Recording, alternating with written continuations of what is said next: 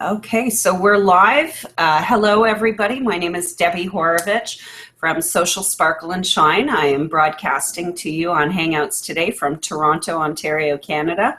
Unfortunately, we don't have any lower thirds working for the three of us, but I will introduce our guest panel. I have one of my co-authors from the Silver Lining Storybook joining us today in Volume 1, Tracy Battle. And Tracy is working to become a professional speaker. And then our featured guest today is Lee Hayes, and Lee is a professional speaker manager. So her website is Go Leeward, GOLEEWARD.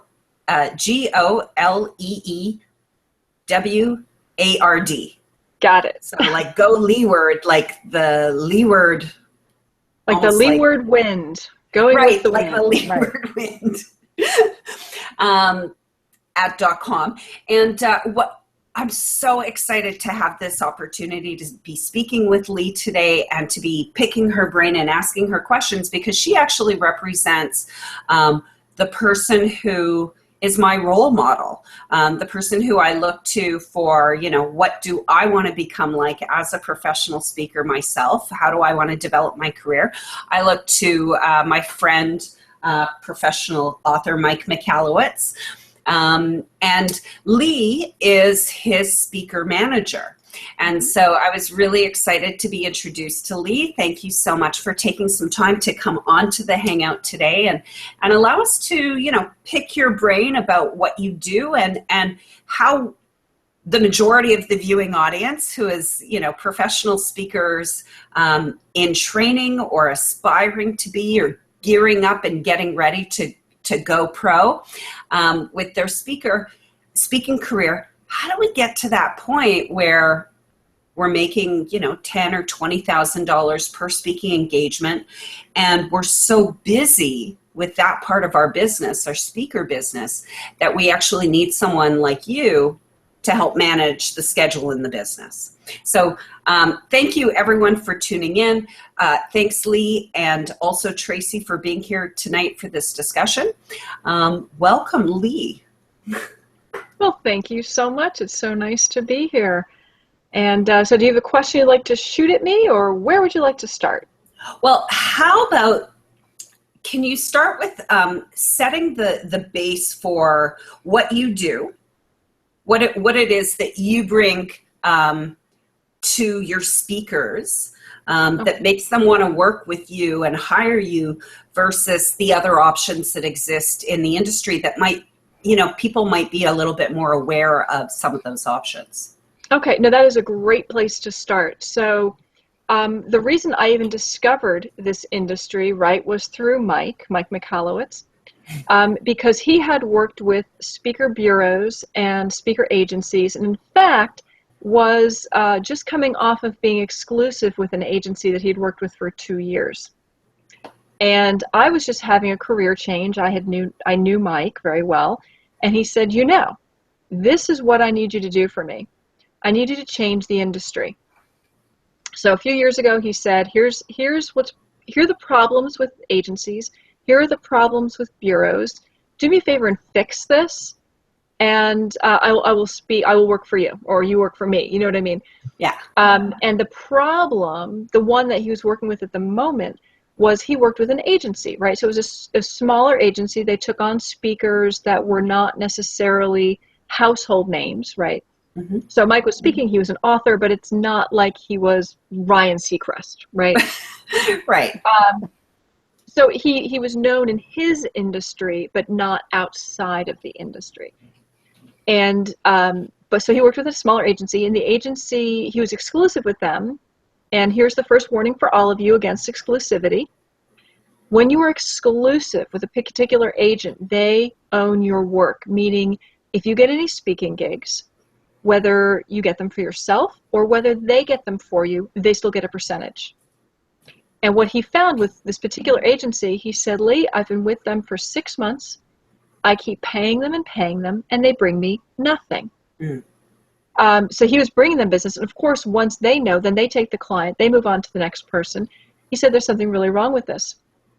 So that was the first problem, was he felt he was working for them and bringing them money and bringing them clients, and they didn't bring him anything.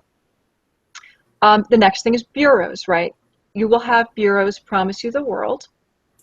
And bureaus are very big and they're very connected and they have lots of clients, but they have tons of speakers. If you ever go and look at a bureau page, if you can think of them, right, you can find them with a bureau. And it's not because the bureau has even ever met or spoken with this person.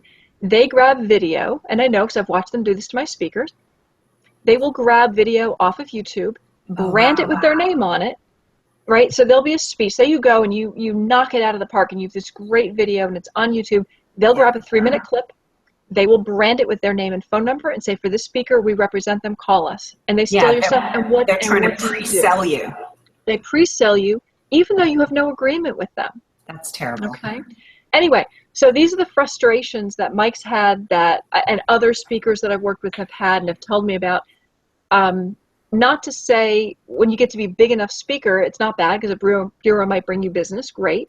But they said being exclusive is really going to hurt you. And I'll tell you guys another exclusive story in a little bit. So anyway, so he said, Lee, fix this industry, please. So what I did was I fixed it for him and subsequently about a dozen speakers, where I bust my fanny for them. Every lead that comes in, I will work for them. I will do the follow-ups, the calls, the contracting. I negotiate the contracts. I follow up on billing if they're not getting paid. And you know, most leads that come to you, just so you all know this, most leads are junk. They are. Because people will say you go somewhere and you speak, and this is when you're a paid speaker especially. You'll go somewhere as a paid speaker. People will come up to you afterwards and go, that was fantastic. We want you to speak for us too. And then you'll say, great, and this is what I charge. And they'll go, oh, you charge. And that's the end of that. Yeah. So Mike gets tons of those, and my other speaker get tons of those. And they're very time consuming, right? And so that's part of what I do as a manager, is I don't just get the good stuff. I don't just bring them the cream. I work through the mud for them. So that as a speaker manager, that's what I do. I work through the mud. Conversely, occasionally a speaker will get a sure thing, right? So you're with an event, you've been with them before, they bring the event to the table, and at the end they say, hey, we'll hire you for next year, or here's my friend Joe, they want to hire you, here's the contract, here's the money, you're done. If I don't get involved with those, I don't get paid for those. I don't get anything, you know what I mean? So unlike an exclusive agent who would get paid for those, even if they weren't involved, I don't take your money. And then also, so one more thing about speaker bureaus. So if you go to a speaker bureau site, it'll say to the client, there's no charge to you, right? There's no fee to you. Whether you go to us or anywhere else, you pay the same amount. Baloney. So the way that works is they charge the speaker. And quite frankly, I charge the speaker. So if you as a speaker are listed through a bureau and you tell the bureau, I charge $10,000, and that's my net. That's what you have to pay me. The bureau doesn't put you out there at 10. They put you out there at 13, because bureaus take 25 to 30%. Now, you as a speaker might not care about that, because if you're saying I get 10, they just put money on top of that. However, as a client, it makes a difference, right? So if a client comes and says, hey, you know, Debbie, I'm looking for Debbie. She's the speaker I want. The bureau will say to them, her fee is 10. And they'll go, gosh, my budget's 8. And they'll go, well, her fee is 10. So why don't you go to Julie? Julie will speak for 10, for 8. And you're out of the picture. They don't negotiate for you. Bureaus don't negotiate. So that can be a very painful thing as a speaker, because you're like, well, wait a minute, I would have done it for, like, I know I said 10, but I would have done it for 8, but you don't want to tell them 8 because it was an opportunity. 10, right? It was an opportunity that you generated. Yeah, it was an opportunity and it's gone. So bureaus don't negotiate for you. If you have a speaker manager, all right, that's very different. I'm a speaker manager. Yeah. I know my speakers personally. I know when to negotiate for them. I know what they'll speak about. I know what clients they prefer, situations that they're good at, right? Some speakers are really good at breakouts and teaching and small groups and working with them. Some speakers say, no, I just do main stage. That's my sweet spot. I do main stage. Again, a bureau is not going to go, wait a minute, how can we make this work for you? Like the main stage isn't going to work because this isn't the right person, but let's find a place for them. They go, sorry, not going to work. Next. So that's the important difference is I know my speakers. I know them well. I've seen them speak. I've met them. I've known them. I talk to them. We keep up with each other. I work for the speakers to make it work for them. Anyway, so another advantage is often speakers who, so that's a speaker versus, or a speaking manager versus a bureau. Then you have a speaking manager versus doing it yourself. Because you'll say, well, wait a minute, Lee. Why don't I just field all my things myself? I'm getting 10 requests a week. I'll just field them myself. You have other work to do, right? You're writing books. You are doing other speaking gigs. You're traveling. You're teaching. But also, now you've got to negotiate your own price. And someone's going to have met you, and they'll go, but Debbie, we met. You remember me. Can't you give me a discount because we're friends? I'm not their friend. And I'll say, Debbie loves you, and she'd love to do it for her full price. Yeah. But you know what? She'll give you a free autograph book because she loves you. So I can be neutral. Yeah. And ask for the full amount. And I've had a lot of speakers say, you know what? It's hard. It's hard to talk money. You don't want to be the bad guy, right? You want to be the champion. You want to be the one who's bringing them information and just bringing them entertainment. But if you start arguing money, yeah, you're cheapening yourself. So that's the one thing that I help with is I'm the bad guy, right? I talk money. It's like having an attorney. You don't want to talk the junk. You want to be the good guy. So I'll talk money, and I'll hunt them down for money too. That's another uncomfortable thing for speakers. Yeah. Is I'll get the call late. I didn't receive the deposit yet. I'll go, I'll make that phone call. So I'll call and go, hey, you need to pay up. So there's a difference. And now why would a client use me, right? So that's why a speaker would use me. But why would a client go to me instead of a bureau? They don't care because a bureau could call you. I could call you. What's the difference? The difference is the bureau puts 30% on top of your fee. So if your fee is 10, the bureau is paying 13,000. Depending on the gig and on the amount of the gig, I charge between 10 and 20%. So it saves the client money. Why wouldn't they come to me? I have less overhead. I'm not a huge bureau. And there are other managers. Like I'm not the only one in the world. There are lots of speaking managers out there. But usually speaking managers are individuals or a team, but not a bureau. So I don't pay $10,000 in rent a month for an apartment in New York. You know what I mean? I don't have that kind of overhead. So I'm willing to just put a small fee on because that's how I survive, right? Right. And it goes through the speaker, same thing. But it saves my clients money. So they come back. So, but your entire compensation is paid by the speaker, or there's still a percentage that's paid by the client, who's hiring the speaker? So I negotiate with the speaker what we think the fair rate's going to be. And we'll talk about it. We'll say, all right, I've looked at the client. They usually pay 10 for this. Now, if they pay 10, it's my client, so that would be 8 to you. Are you good with that? And then the client will pay you and you pay me. Or you might go, no, all right, I really need a little more. Can you try to negotiate a little more? Or, hey, Lee, this is, we've done this gig year over year. Can you do 10% on this one? Oh, yeah, I'll do 10% on this one. Yeah, you try to negotiate that with a bureau. Yeah. Well, good luck with that. I do want to point out, I think it's probably the strongest point that you made in talking about what you do and the value that you bring to the table for your speakers. One of the biggest points is that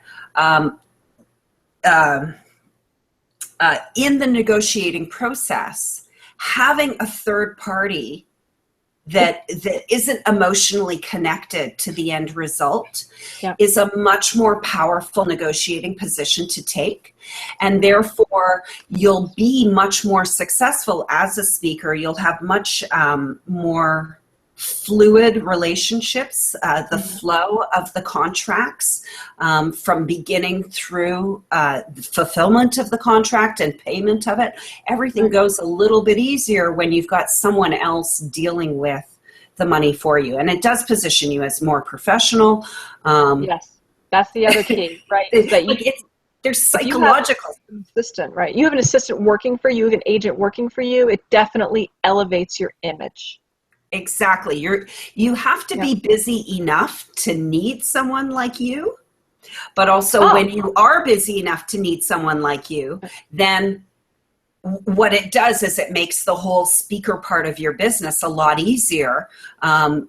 In those negotiations, why can Lee do it easier? Not because she's smarter than you or because she's better than you at negotiating your own contracts, but just because she's removed from the emotion of the situation. Right. Yeah, it's not emotional, it's business. It's business. And it's tough when you're the speaker and they love you to be completely neutral, right? It's almost impossible.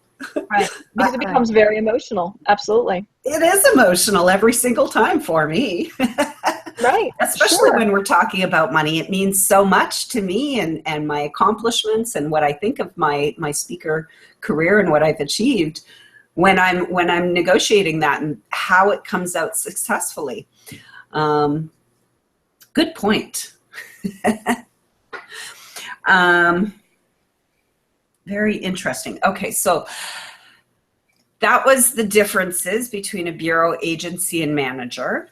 And one thing I wanted to ask you about, when you're working with your speakers, really what the real benefit that you bring to a speaker is they're too busy to be able to optimize and maximize the opportunities that are coming to them. They're too successful. Well, not necessarily. I do work with speakers who, so there's another advantage I bring to the table. And that is, and I think that speaker managers, depending on how they have their business set up, may or may not bring this to the table. So you need to find out. But I have what I call my stable, right? If you go to my website, you're only going to see, I think I have 12 people posted right now. Mm-hmm. And I consider them my stable, my family, that when any one of those speakers brings a job in, and you all, as you speak more and more, will find this, that if you, say you have an association gig, and you knock it out of the park, right? They love you, and they're going to come back at the end of the event. They'll say, "We loved you so much. You were great. We're not having you again next year. Yeah, we need a fresh face. Yeah, we need somebody." And usually the speaker goes, "Okay, thank you." Well, what I do is go, "Okay, I have another speaker for you," and keep it in the family, because if I can take Tracy's event and give it to Debbie, and then the next year give it to Joe, and then the third year they want Tracy back, but we've kept it in the family. That's a valuable thing, versus just going as a speaker. You might recommend somebody, but then you lose the contact. It's gone. I keep the contact and bring it back to you, and I share, right? Because also what happens, in fact, this is happening tomorrow. I had an event come in for one of my speakers, and he's speaking tomorrow already. So instead of going, "He's not available, sorry," I went, "He's not available, he'd love to do it, he'll do it for you next year, but this year I can give you," and you know what? I placed another speaker. Everyone was happy. Mm-hmm. Mike was upset to lose the event because he had another speaking engagement. Yeah. But I'm keeping the contact for him, and another speaker's thrilled because I said, "Here it is, silver platter." Well, exactly. I mean, you're keeping the relationship. I keep it in family. Part of the relationship alive and within your wheelhouse, really within your own business, rather than when you say, "Okay, come back to us next year." They're gone. If you had just said, "Come back to it," exactly, because they could have loved the speaker that they got from somebody else so much that they wanted someone from that other speaker manager or bureau or wherever they got them from. Right. Yeah, it's really strong, I guess, to keep it in that group. Well, this is a relationship business, right? I think much more so than, it's not a social media business or numbers. I mean, you can do that too, where you're constantly throwing yourself out there, but you'll have to throw yourself out there 1,000 times to get one hit. Mm-hmm. But if you have a client and you can hold on to them or get a referral, that's worth its weight in gold. So it's all about relationships. That's what I try to do as a manager. Managers build relationships. Right. And the honest truth is, as much as I think, oh, but I could do that myself. I mean, I've got the time. If I have the time, then I can and should do it myself to get to the point where hiring someone like you makes sense. Well, okay, again, none of my speakers hired me, so nobody pays me unless I pay them. So unless they get a job, there's no cost to them. So I go through all their muck for them for no fee. That is my personal investment in their business. Yeah.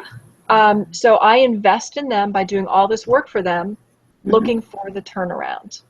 Well, it's a committed relationship. Exactly. I mean, it's a long-term approach, not a short-term approach. Well said. Right? Like you have to plan out your brand and your approach and how you're going to allocate your energy and your time. And I mean, I know looking at my own business, being a speaker is something that takes up a lot of time and a lot of energy. And it's not just, you can't just get a $10,000 speaking gig and just fly out on Friday and speak on, Sunday and be back at work for Monday. I've tried it. It's crazy if you try to do that. And you can't maintain your business at the same time when you're doing that, if you're trying to build a name for yourself as a speaker. So, okay. I just wanted to check in. Tracy, did you have any pressing questions before we move on?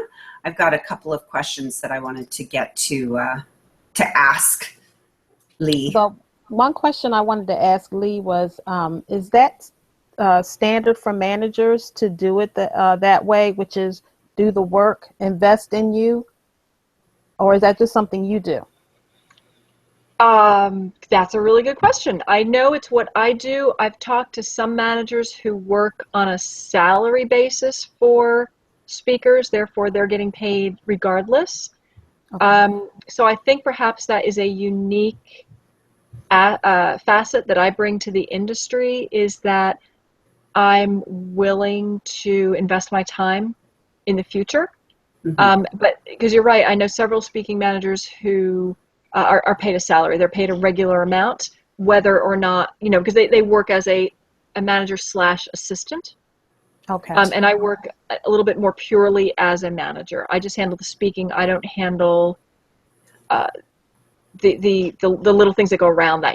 I don't make the hotel reservation. I don't call Uber for them. Okay. So there are some people who do that. They'll have a personal manager who then does all those things too, right? That they make the airline arrangement and all that. I arrange the speaking, but then the nitty-gritty details up to the speaker. I don't arrange their flights or whatever, because I never have their money. I never have the speaker's credit card or anything like that. I don't have their personal information, so I don't handle that. I handle their business, not their personal life. Okay. Right. And have you ever turned down somebody? Yeah. Believe it or not, I often do. Because I can't take a speaker unless they're bringing something to the table. Right. Because my business is built on relationship management. Of one speaker brings in a gig that I worked for them, and then once they've spent it and it's not worth anything to them anymore, I take that client and bring it to my next speaker. But my speakers who are busiest, like the speakers who bring me the most, work the most, because the more they bring me, the more I give them. I do have some speakers who I quite frankly don't really work with much anymore, who I brought on in the beginning, and they were like, great, I'd like to have a job a week, and that's it. But they never brought anything in. If they bring me nothing, I'm not going to give them the leads from other speakers. Like, the more a speaker brings in, the more that they get back. Right. Right. Okay. It's reciprocal. It's fair, right? Yeah. If you let me have your old client, I'll give you somebody else's old client. It's a great share. And so that's the one thing I look for, is I look for people who want to be a team. Yeah. If you're not a team player, I can't. And many speakers aren't. Many speakers go, my client's my client, and I'll never tell you who they are, which I don't really understand, because chances are they're never going to speak for them again. Want new people every year. Right. But and they're going to market speakers, who they speak for as well. Like, you right. can see And they a keep lot it very of close to the vest. Mm-hmm. So I don't take speakers who aren't team players. And then also they need to be established. And also I need to feel good about their product. Of course. When I meet a speaker, I will watch their videos. I will speak with them. I will look at their books. If I don't feel they're bringing something unique or something valuable, I don't want to work with them. I don't want to jeopardize a client because I bring them a speaker who's not first rate. Okay. And quite frankly, it's just me. So I have to pick and choose. I can't handle more than a dozen speakers. Right. So to bring somebody new on at this point, I'm going to drop somebody off because I need to be 100% for them. What would qualify someone as established or someone who all right. So what you I think I'm going to change that question a little bit. So when you first start speaking, speakers first of all should do everything. Okay, if a gig comes your way, do it. And most of them won't pay, and that's okay. I have $20,000 speakers who will speak for nothing if it's a proper opportunity. And if you're a new speaker, there are a lot of proper opportunities there for you, right? Everything is practice. You have to take every opportunity to hone your message and get live audience feedback before you're getting paid $10,000 to deliver that speech. You have to have delivered it 10, 20 times at least. Absolutely. Absolutely. So so one of the criteria is I need somebody who's, some of the things you need. You need video, right? If you don't have video, I need that for clients because I'm not you. I think a speaker can represent themselves without video because they're having a live conversation. If I'm representing a speaker third party, I need video to show that speaker in action because I'm not the speaker. So you need video. It's a sizzle reel or a video of you speaking on stage? Both. You need both. A sizzle reel because you want to bring your message down to 2 minutes. I wouldn't have it longer than 2. The bigger the speaker you become, the longer your sizzle reel can be. But in the beginning, it should be short, and it needs to be your message that's got to hit hard. Okay. But then you also need, some clients will say, but I want to see them deliver. Because the sizzle reel is bits and pieces, right? It's like a resume. It's not entirely real. It's what you've created. So you want the sizzle to grab them, and then you need your real speaking video to show your stuff to what you really look like on stage. So I need clients to have both of those. The other things that you don't need but help to be successful is if you have a book, that helps, or partial earth on a book so you can show product of your original thought, right? So I think a book is important. Again, not always necessary. Some people have a TV show. All right. If you've been on TV, TV is huge. People believe what they see on TV. Yeah. So if you have a household name, you can be a big speaker. And I'll risk this. Maybe he'll read it or he'll see it one day. But Richard Branson, you're not a very good speaker. Sorry. I've seen him live, but he is a household name. And people throw $100,000 at him at a time easily to come speak. And he'll do an interview, question and answer like this, from a chair, and answer questions.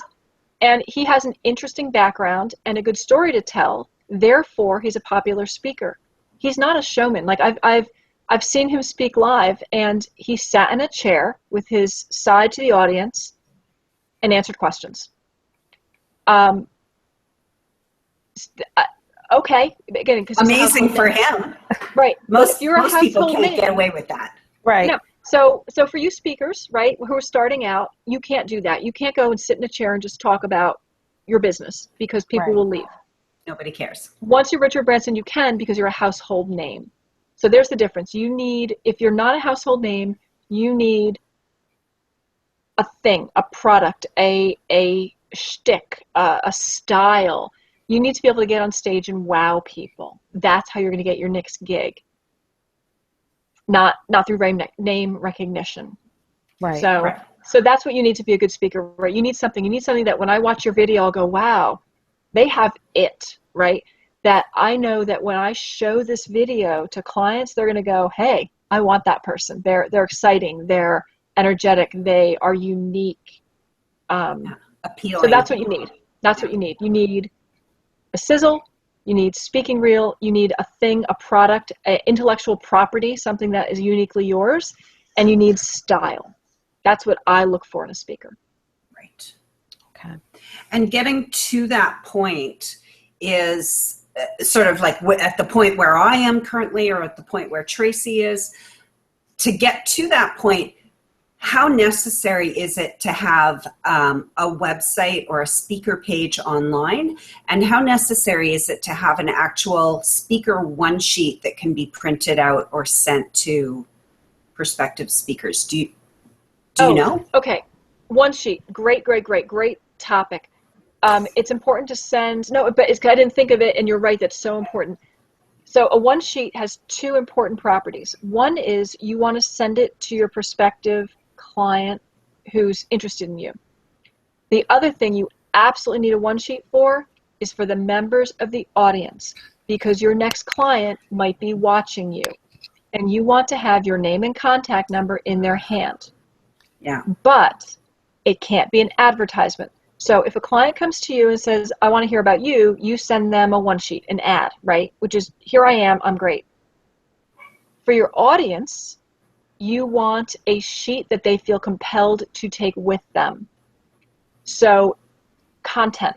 You either give them content or something that they fill out themselves. I have several speakers that have content, but they fill in the blanks, like a notes sheet that they take home with them. But you want to give them a compelling sheet that, oh, by the way, is an ad, right? It has your picture on it. It has your contact information on it. However, it's something that the audience wants to take home with them because it's valuable to them. So your name stays in your audience's hands because that's where your next gig is coming from. Yeah.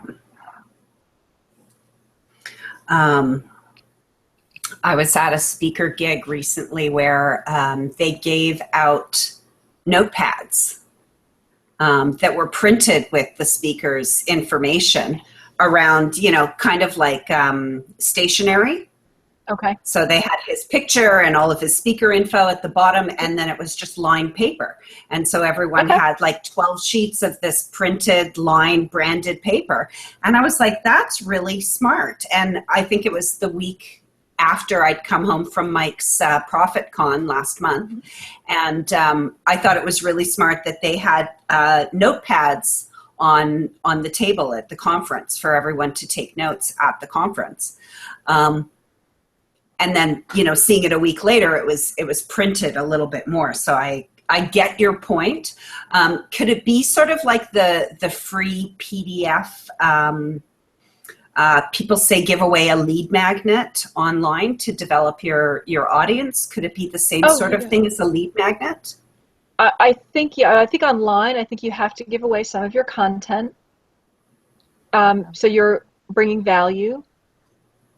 If you look at speakers who do pay to play or whatnot, where they're selling from the stage, what they do is they give a little bit so that people want more. That's why they join their groups or pay them more, right? So I would say, yeah, that's a great lead magnet, is that you give a little bit of content and a little bit of value, but hold back just a little bit so they still need you, right? But you're giving them a gift. It's like when you sell your books, sometimes you give away the first chapter free. Get the first chapter online, and then people read it and go, wow, this is a really good book, and they buy the rest. I think you should do the same as a speaker, that you give away some of your material on your website so people go, look at this value. I want more. Yeah. Yeah. The challenge I come up against, which probably is a symptom of other challenges that I have in my business. The challenge I come up against is creating content for my website, valuable content for my website, and just the time and energy that alone takes up to do. Especially when I look at my website, and I'm shocked to see that I've had like 800 visitors in a few months. But I don't believe that. And when I look at my website traffic, my belief is that there might be 10 or 15 bots hitting my website a day, and probably not a single human. Isn't that just the worst? So I honestly, like, I have I agree with you 100%. We've got to be developing our message and putting it out there and expressing it and giving value just as a person in our speaking across all platforms. But creating content for my website is the biggest challenge that I have. Okay. Well, one thing I would ask is, when you publish a book, do you have a speaker page in your book? Because people will see a book, and I don't know if they think of it. They might see the book and say, wow, this was great. But if right in there you have a page saying, I do events, I'd like to come meet you, that might trigger. What a great advertisement. That would trigger their interest because they have your book in their hand. But I don't know if anybody would necessarily think of that on their own. I mean, they might read a great book and go, well, that was great, but they don't think they can reach out and talk to the author. Yeah, I think it's important to give them the suggestion. I know with the Silver Lining Storybook, that is something that I'm going to have to add in. Yeah. I know I definitely carefully researched sort of what was in the front and back pages of all of the books that you see behind me, and was not surprised to see bulk order forms for almost every single book and speaker pages advertising the speakers at the back of almost every book. So my intention really for the Silver Lining Storybook, you know, at some point in the future, I would love to be a speaker manager for the authors of Silver Lining Storybook, where I'm able to bring them up speaking opportunities.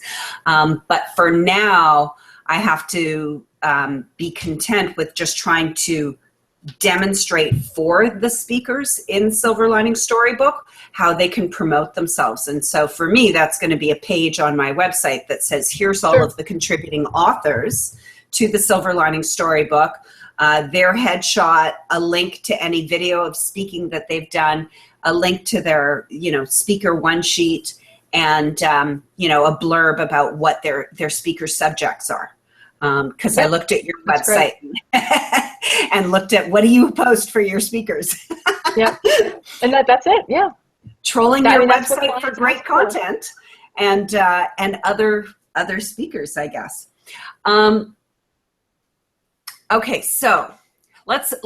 I think probably one of the most important questions that we have to talk about is, how do you set your fee, and getting that sort of compensation. I think that's probably the most difficult element for most new speakers getting used to it. Is, how do I ask for money? How do I know what's the right amount to ask for? Am I asking for too much or too little? You know, what do you think?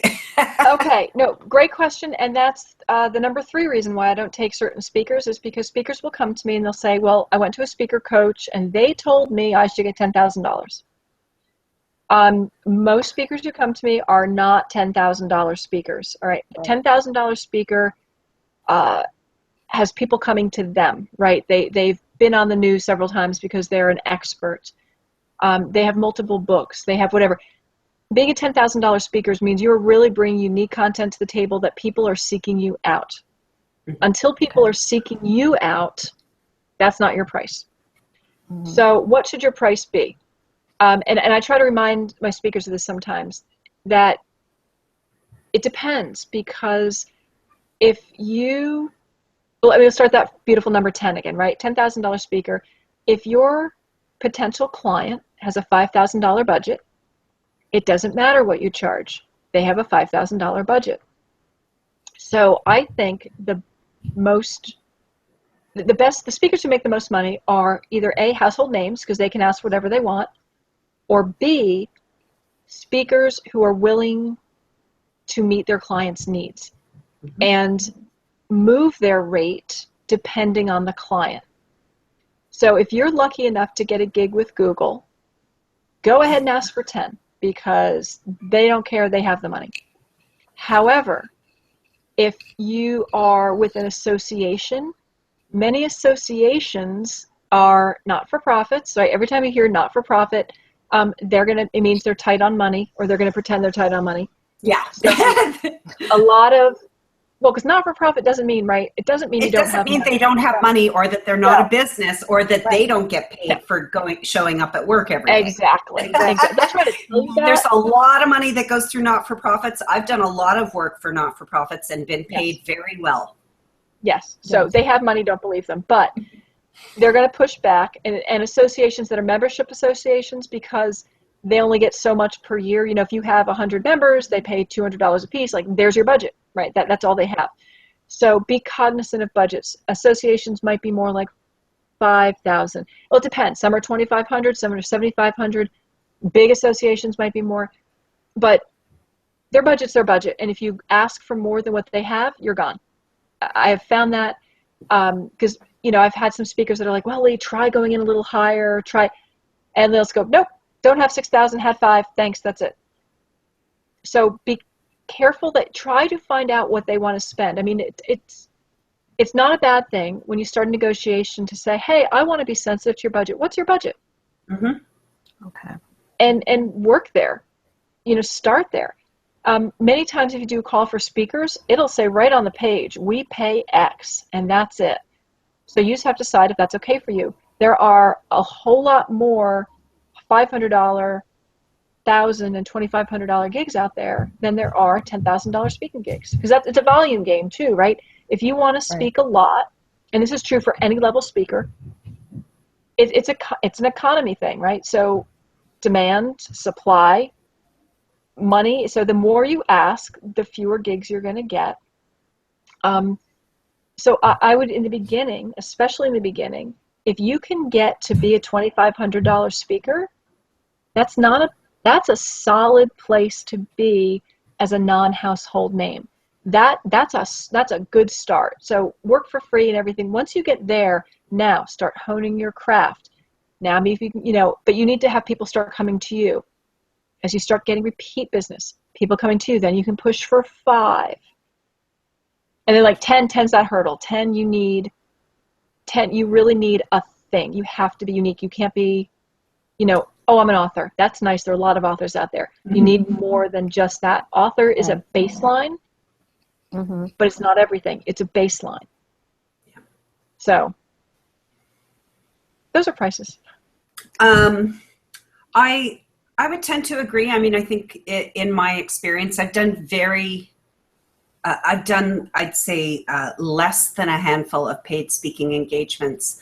But I got my first paid speaking engagement, and every speaking engagement I've done, especially the paid ones, they've come to me, which, yes, that's a good thing, but also it indicates that since I've done less than a handful in 5 years, I'm not hustling at all. I'm not putting myself out there at all with the right tools and presenting myself right, because I could be doing so many more speaking engagements.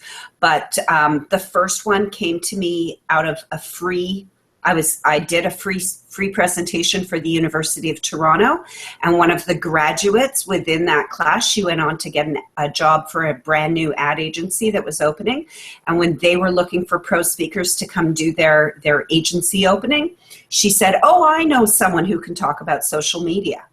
Mm-hmm. So they called and we sort of negotiated a rate. I got paid $1,500 for my first 30-minute keynote presentation. And I probably put about 3 weeks of work into that presentation for that $1,500. And it was great experience.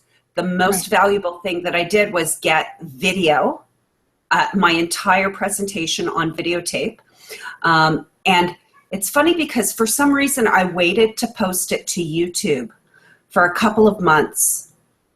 And it was in December. I think I posted it in February. I was kind of struggling and like, I need to pick up my speaker game or start, presenting now that I've done a paid speaking gig. Maybe a bureau will want me. I was like, now I've got a paid speaking gig. I can go get a bureau. I called the bureaus and they were like, no, thanks. We're not interested in talking to you. And I was like, okay, I guess that there's the reality is you got to do more work. And I was happy to realize it. But as soon as I put that video up, I received a random phone call about 3 weeks after putting that video up on YouTube. Received a phone call and the gentleman introduced himself as the local car dealership manager for a global car manufacturer, head office, Canadian head office in the Toronto area. And he was quoting things from my presentation video to me on the phone call. And he said, I've watched your video and I'd love to talk to you about coming in to speak at our head office for all of our local car dealer managers. We'll bring them in to have you present. And the negotiation was simply, he said, well, how much did they pay you to do that speech? And we started with that. I said, well, it was $1,500. And he says, but that was a 30-minute keynote presentation. What he wanted me to do was a 2-hour workshop. And so we negotiated that it would be $3,000 for this 2-hour workshop. And I would provide them as well with 2 10-minute videos to follow up later in the 6 months following the presentation, just to, give them some social media tips and hints. And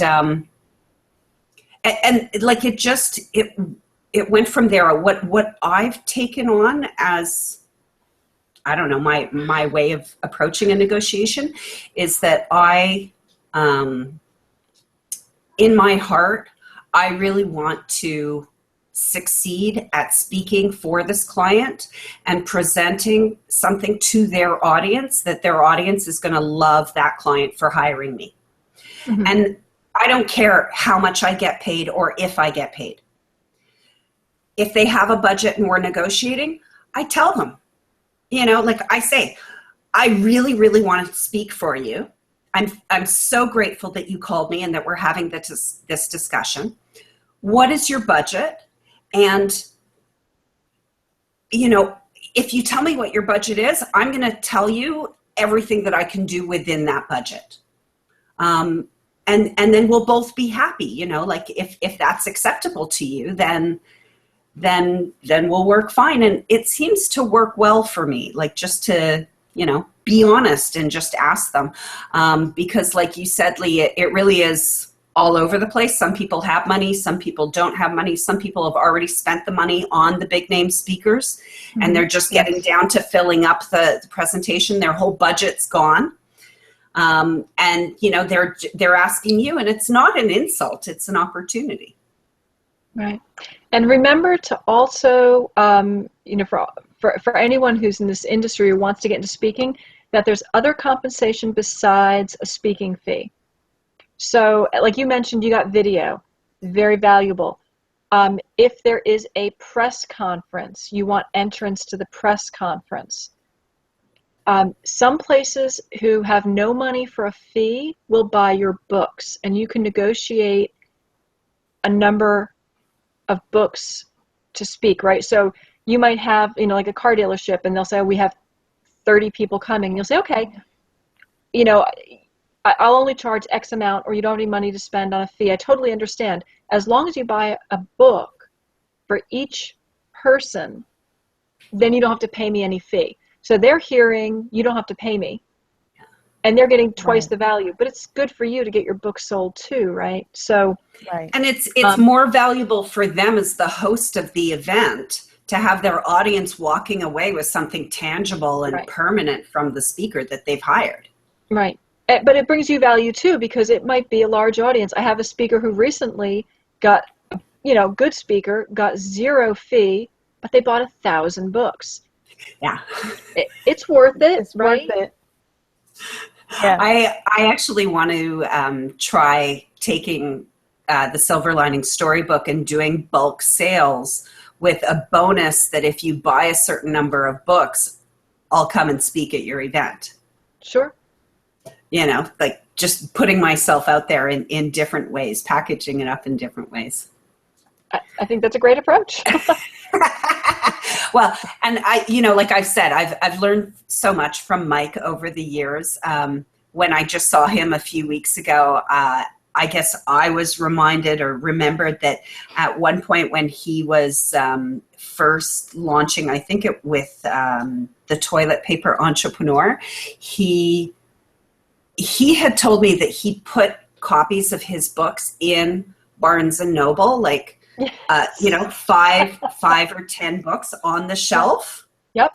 And then when people were trying to buy the book and they'd go up to the cash and Barnes and Noble couldn't really process it. So they ended up calling Mike and processing. He said it was his first big order for 3,000 books came from Barnes and Noble because he'd been strategically stocking the shelves. And I was kind of like, I'm kind of worried. I mean, for a long time, I wanted to go into bookstores and put my business card into certain books, which I know is it's unethical. I never did it. I always wanted to do it. Like, if you're going to buy this book, then you should have my business card. But I'm drawn to the idea of putting my book into the bookstores and seeing I don't care. I don't care if they never buy from me. Hopefully it will get the book into somebody else's hand. But what a great way if they did. Yeah, that's definitely, it's a unique story he tells, and I can see that it would not always work. I mean, he just got lucky that was a popular book and people tried to buy it. Because the other thing could be, right, you put all these books out and the store goes, that's not our book. And they just go trashes them. Yeah. Trashes them and decides, you know what, we don't want to work with you. Like, that's my fear, is ruining the relationship with the retailer ahead of time. And that was why I could never move forward with like putting my business card into books, because it's so obvious. Right. I would expect to get a phone call from the store going, you're not allowed into our store anymore.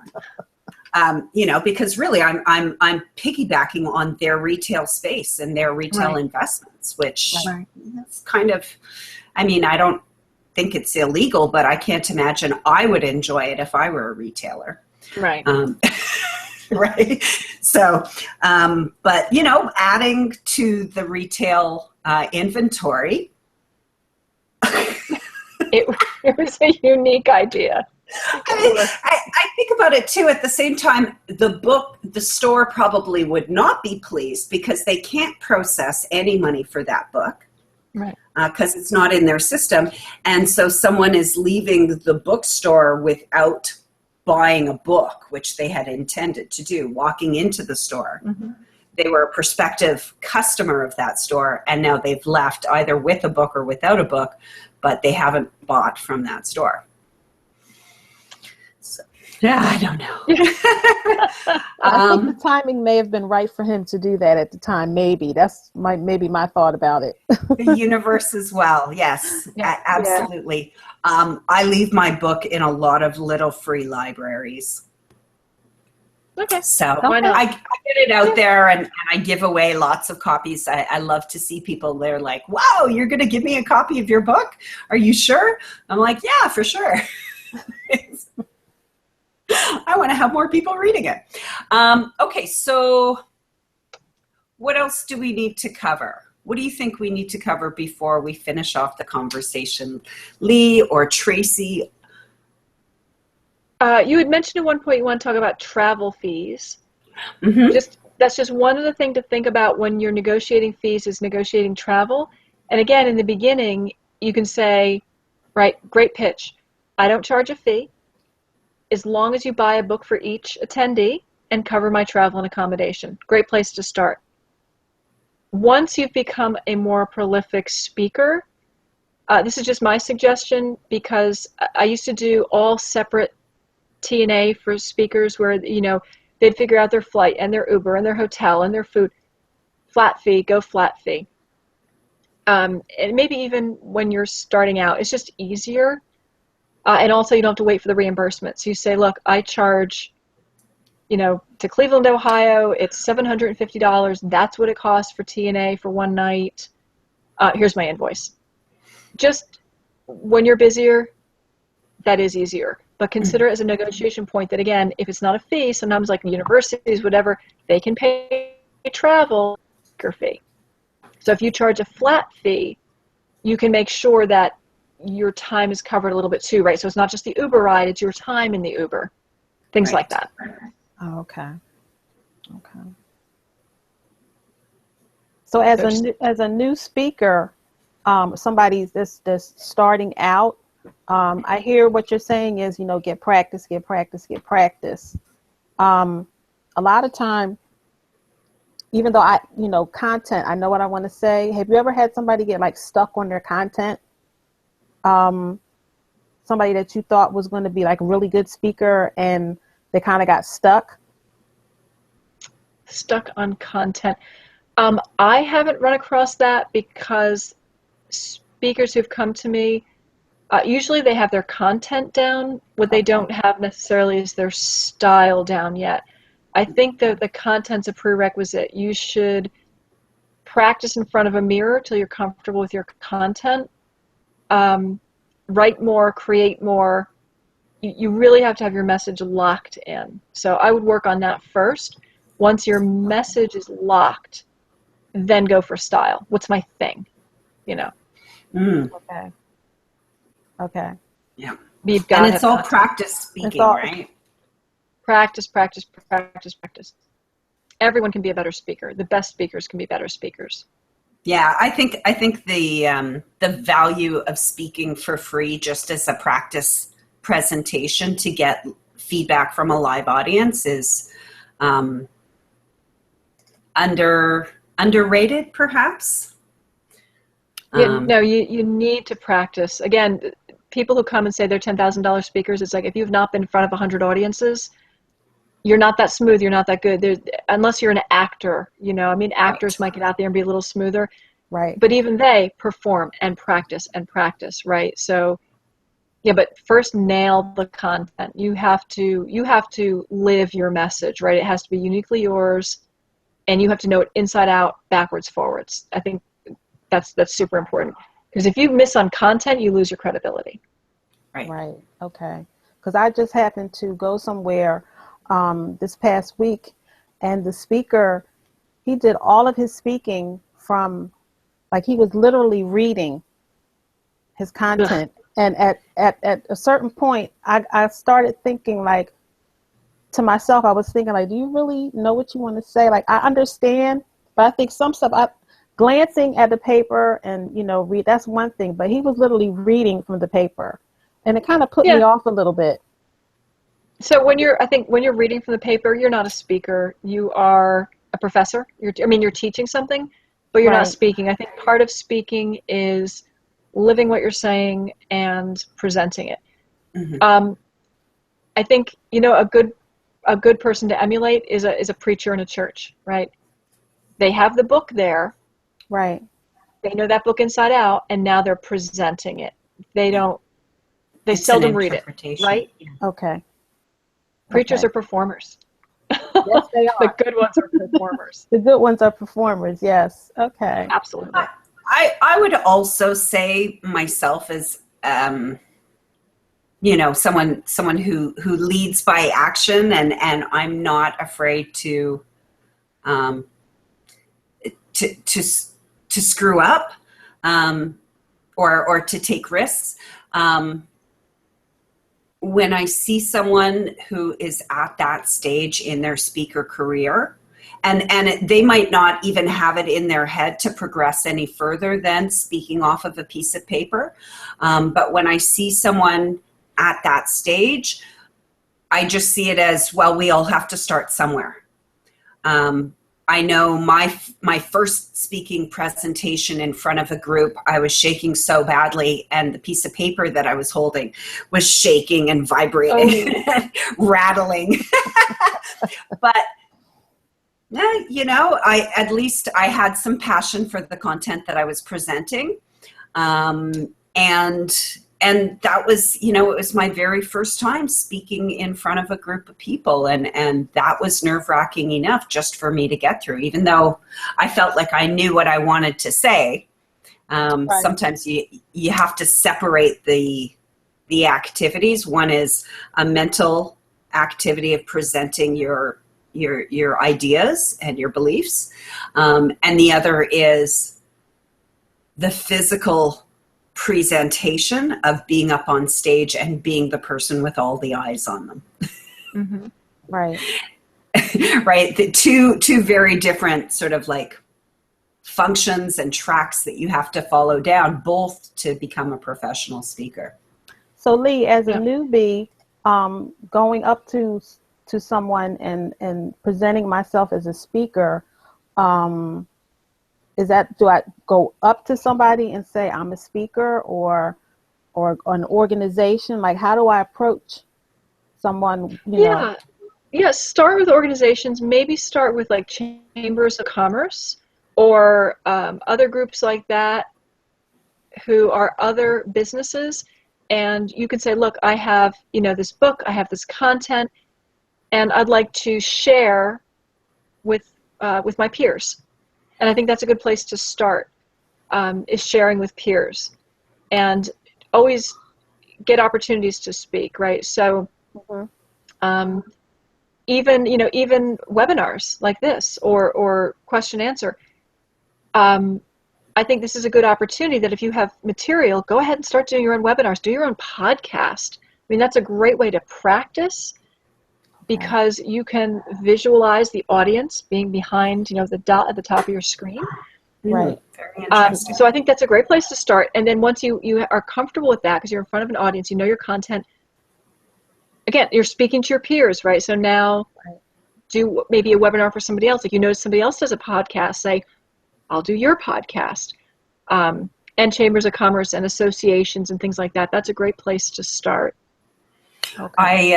I found a lot of opportunity for myself by going anywhere that I would see speakers that I found, you know, it was a fascinating subject, or if I was going to a conference, if I had the opportunity to pre-plan my attendance, and I don't believe I've ever actually paid for a conference ticket, but what I do is, if there's time in advance, you can almost always volunteer for the conference. Yeah. And that's a great way to get known by the organizers, who are the ones that are hiring speakers. And I've had lots of opportunities that come to me when I'm there and I'm volunteering for them and I'm contributing value to them. And I'm having conversations with their elite and influential speakers who are there. They're getting to know me. Then I can say, I want to speak. How do I make that happen in the future? And they're more than happy to tell you what they're looking for. Okay. Because I'm the type of person, like, I like to do my research. So of course, Lee, I went out and I looked you up on the internet, you know, just to become more comfortable with, you know, who you are and what you did. And I also took Debbie's advice, and I did listen to one of Mike's interviews with you on Sparkle SOS. So, because I'm a perfectionist, I like to know what I'm talking about and know who I'm talking to. And I think this is like really coming out of my comfort zone doing this, but it's been a lot of fun. And this is great. Well, I'm so glad that you said that, Tracy. I really, I haven't had the opportunity to do very many live streams in the last, in the last couple of years, to be honest with everyone. I think everyone in my audience knows that. You haven't seen me around too much. But I really feel like putting yourself out there and taking more risks. Like, we have so much potential in this life that we keep hidden, that we question, that we allow others to bring us down. That's kind of what I wrote about. Yeah, exactly. We have so much potential. We have so much opportunity. I didn't, we didn't have any conversation about politics at all. And we talked about it just a little bit before we went live. And I think the consensus was that I'm kind of the only person on this panel that is a little bit, just a slightly bit more objective, probably because of ignorance, because I'm Canadian, so I didn't have to vote. But I always look for the positive things. I did experience a lot of anxiety and stress leading up to this election, and a lot of sort of like compassion fears for my colleagues south of the border. But for me, the most important takeaway is how women really need to step up and get to work, and really need to stop waiting for people to tell us that we're good enough to start speaking on stage, to start commanding a price, to start commanding a fee, to have confidence in what you're talking about. I think that we spend way too much time waiting for society to give us permission to step forward, to take a chance. Really, I'm not ready to speak on stage yet. I don't know enough. I haven't published a book yet. I think people really are ready. And I think especially, Lee, you can really confirm this, but when I look at speaker bureaus and when I look at lineups of conferences and they've got 50 to 100 speakers on the panel, you see 1 in 10 that is women. Absolutely. There is a great shortage of women speakers, of good women speakers. And I think women speakers, but a lot of the good women speakers out there speak on women's topics. And I think women need to, like you said, they need to believe in themselves and just speak as business people and not only on women's topics. You can speak on anything. You don't have to speak about, well, the women would. No, this is business. I'm a business person. That's exactly in the regular speaking environments. For me, I've always sort of avoided all of the like ladies learning code and women-based organizations because I don't feel like I want to be segregated away from the rest of society because of my sex. I don't want to be talked to differently or in a different conversation because of my sex. I want a seat at the main table. And I've got something to contribute and something to say. And I can see for myself how I have waited throughout my life for people to give me permission. And very much I think it's because we're taught as women to be polite and to be nice and to not make waves or to not allow, to not put ourselves in positions where people don't like us or they think that we're too aggressive. Which is very unappealing for a woman. But the fact of the matter is that there's a big, I think, vacuum. There's a huge need for more female speakers on the regular stage, at the big table. We are 51% of the population. We're not yet 51% of the, the leading positions that exist within society or within the workforce. And we need to start stepping up and really talking more about what we bring to the table and what our contributions are rather than accommodations because we're women. And that for me is what I take away from everything that I've watched over the last couple of months.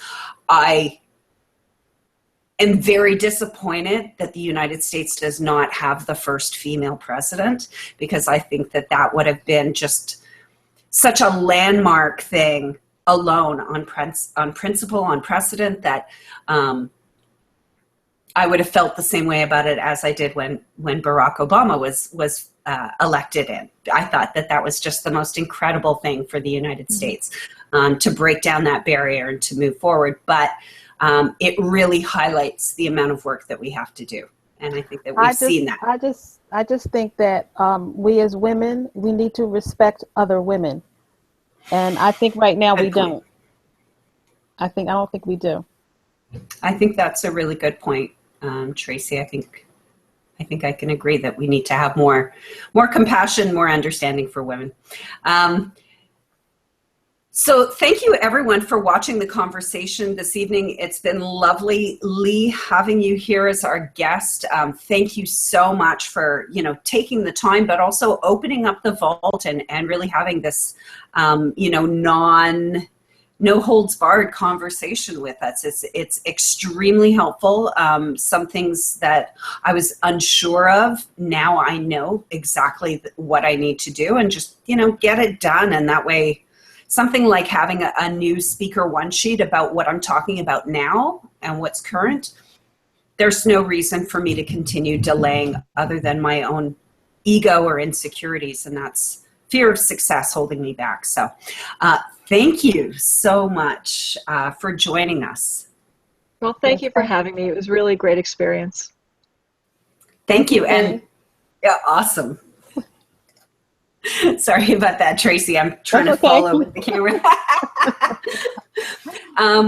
Okay, well, I'm going to end the recording. So thank you, everyone, for showing up again for another episode of Sparkle SOS. The technology is always changing on us. About 8 weeks ago, Google said that they weren't even going to have Hangouts anymore. And then we discover, oh, yeah, they still exist over on YouTube. And now you can even do Hangouts on Facebook. So we'll be coming to you some more later on. And with more great conversations, if you like this conversation with Lee, please reach out to Lee Hayes. She's at goleeword.com. Tracy Battle is a certified integrated nutrition health coach. And what's your website address again, Tracy? I know it's in construction, but... It's in construction, but it's going to be called Pure Changes and Choices. PureChangesandChoices.com, yes. Right? Yep. Perfect. And everyone, you can find me at thesparkleagency.com or on Facebook or anywhere else. I'd love to connect with you. And thank you so much for tuning in. Thank you.